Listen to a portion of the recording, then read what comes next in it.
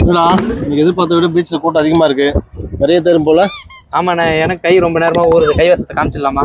அதில் நான் சூஸ் பண்றேன், வேட்டைய ஆரம்பிச்சு. அங்க பாரு மச்சான், தனியா வந்து ஒண்ணு தொக்காம. திருட யாராச்சும் புடிங்களா?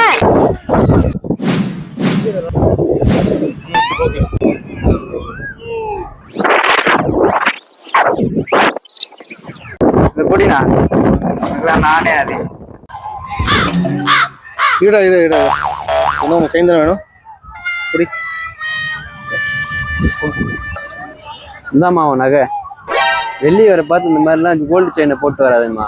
மாடு மாறிக்கிறானுங்க, அடிச்சு போட்டு செயின் வாங்கிட்டு வரேன். அடுத்த தடவை பத்திரமா பாத்துக்குமா.